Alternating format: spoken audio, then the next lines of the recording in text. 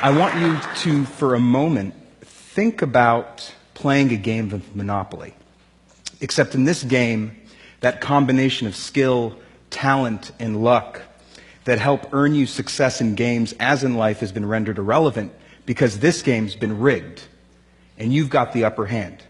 You've got more money, more opportunities to move around the board, and more access to resources.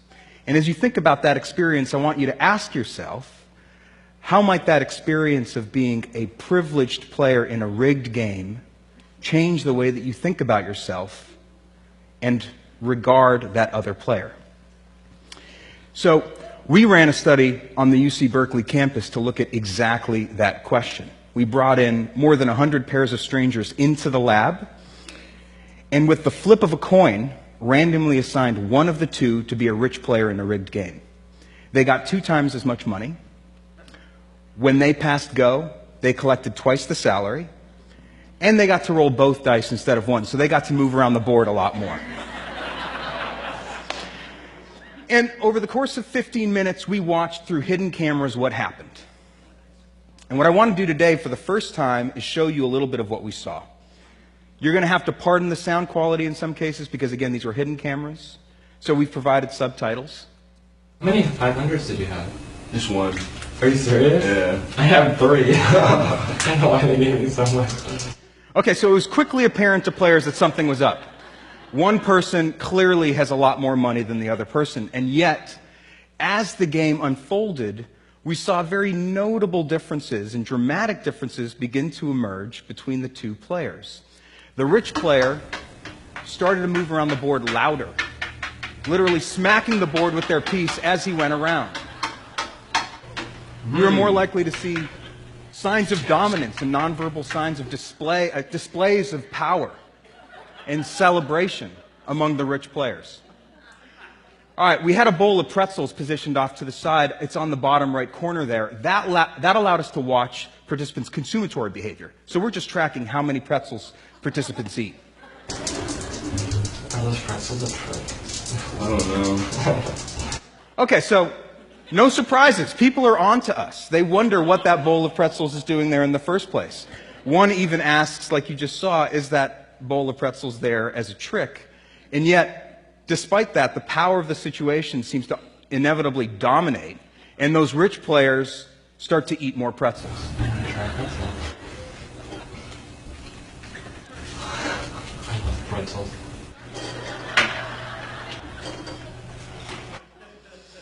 And as the game went on, one of the really interesting and dramatic patterns that we observed begin to emerge was that the rich players actually started to become ruder toward the other person. Less and less sensitive to the plight of those poor players, and more demonstrative of their material success. More likely to showcase how well they're doing. I have some money. I have money for everything. You owe me $24 before. Lose all your money since. I don't buy it. I mean, I have so much money. I have so much money, it takes me forever. I'm gonna buy out this whole board. You're gonna run out of money soon. I'm pretty much untouchable at this point. Okay. And here's what I think was really interesting, is that at the end of the 15 minutes, we asked the players to talk about their experience during the game. And when the rich players talked about why they'd inevitably won in this rigged game of Monopoly,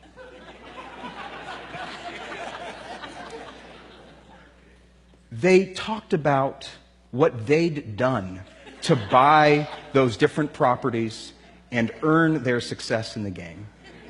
And they became far less attuned to all those different features of the situation, including that flip of a coin that had randomly gotten them into that privileged position in the first place.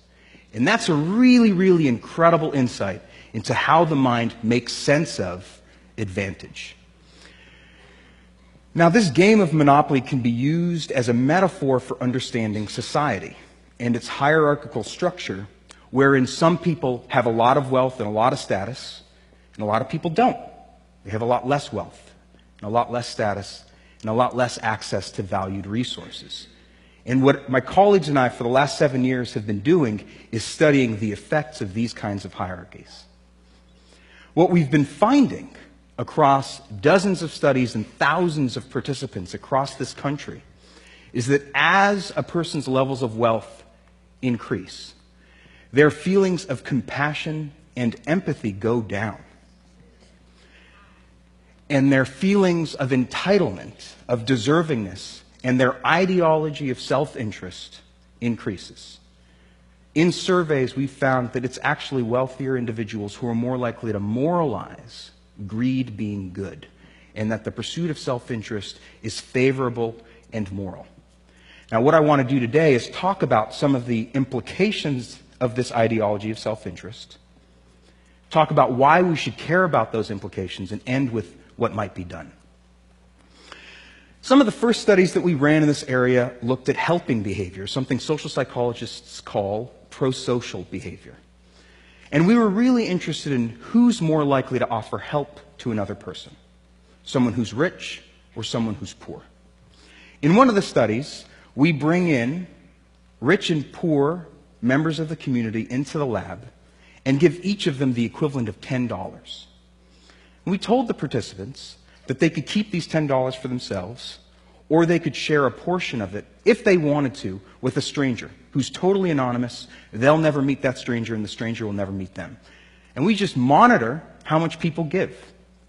Individuals who made $25,000, sometimes under $15,000 a year, gave 44% more of their money to this stranger than did individuals making $150,000, $200,000 a year.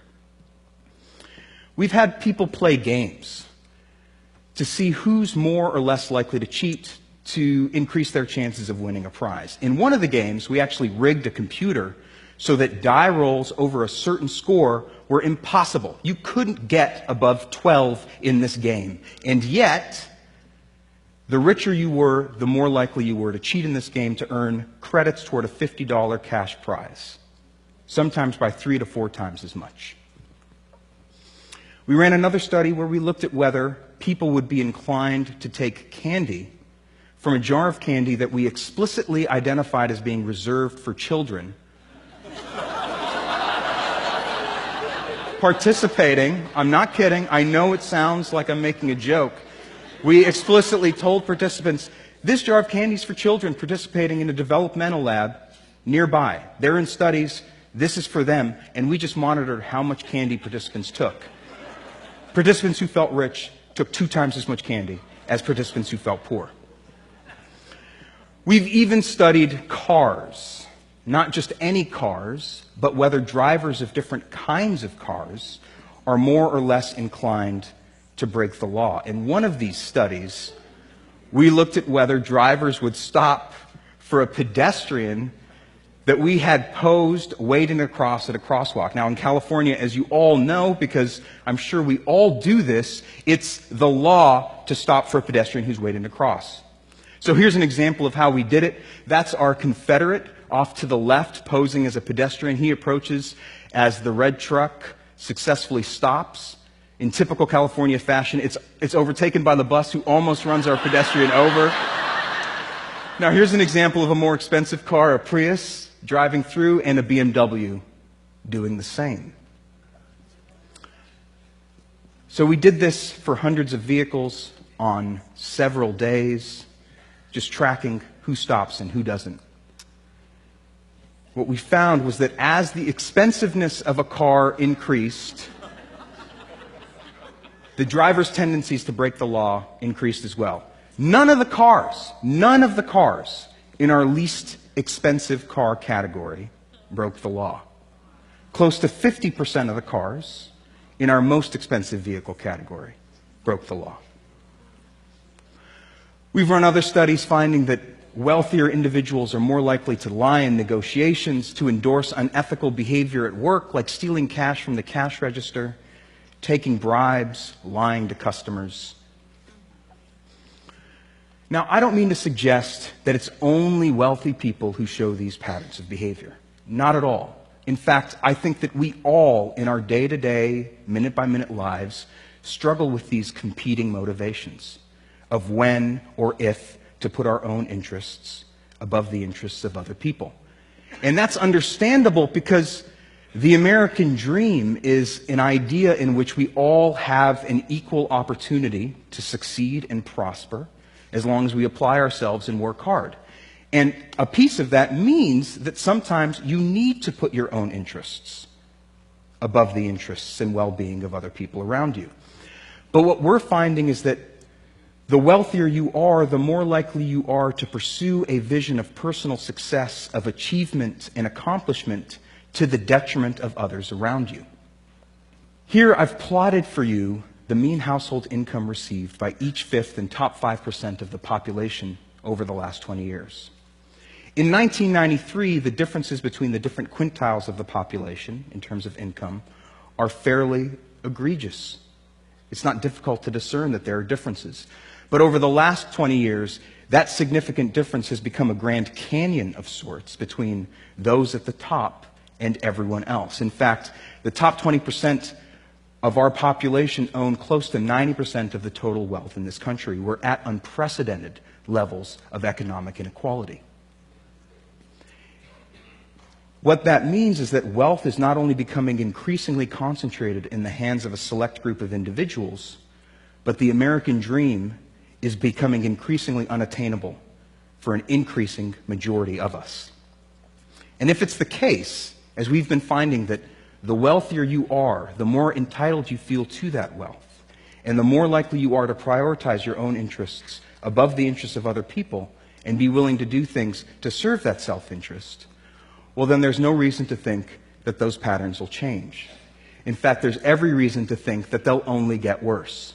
And that's what it would look like if things just stayed the same at the same linear rate over the next 20 years. Now, inequality, economic inequality, is something we should all be concerned about, not just because of those at the bottom of the social hierarchy, but because individuals in groups with lots of economic inequality do worse. Not just the people at the bottom, everyone.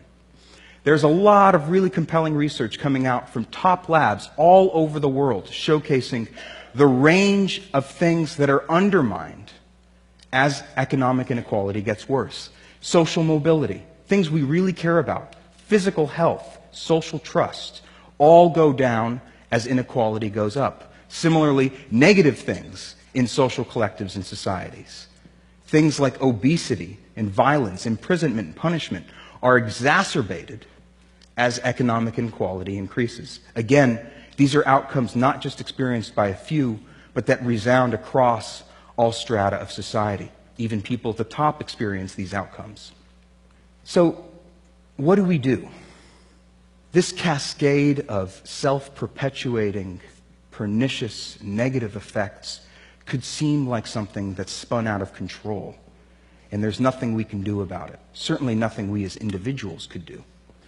But in fact, we've been finding in our own laboratory research that small psychological interventions, small changes to people's values, small nudges in certain directions can restore levels of egalitarianism and empathy.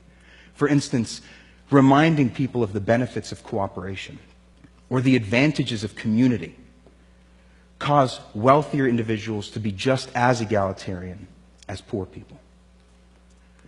In one study, we had people watch a brief video, just 46 seconds long, about childhood poverty that served as a reminder of the needs of others in the world around them. And after watching that, we looked at how willing people were to offer up their own time to a stranger presented to them in the lab who was in distress. After watching this video, an hour later, rich people became just as generous of their own time to help out this other person, a stranger, as someone who's poor, suggesting that these differences are not innate or categorical, but are so malleable to slight changes in people's values and little nudges of compassion and bumps of empathy. And beyond the walls of our lab, we're even beginning to see signs of change in society. Bill Gates, one of our nation's wealthiest individuals, in his Harvard commencement speech, talked about the problem facing society of inequality as being the most daunting challenge. and talked about what must be done to combat it, saying, humanity's greatest advances are not in its discoveries, but in how those discoveries are applied to reduce inequity. And there's the Giving Pledge, in which more than 100 of our nation's wealthiest individuals are pledging half of their fortunes to charity. And there's the emergence of dozens of grassroots movements, like We Are the 1%, the Resource Generation, or Wealth for Common Good, in which the most privileged members of the population, members of the 1% and elsewhere, people who are wealthy, are using their own economic resources, adults and youth alike. That's what's most striking to me. Leveraging their own privilege, their own economic resources to combat inequality by advocating for social policies, changes in social values, and changes in people's behavior that work against their own economic interests, but that may ultimately restore the American dream. Thank you.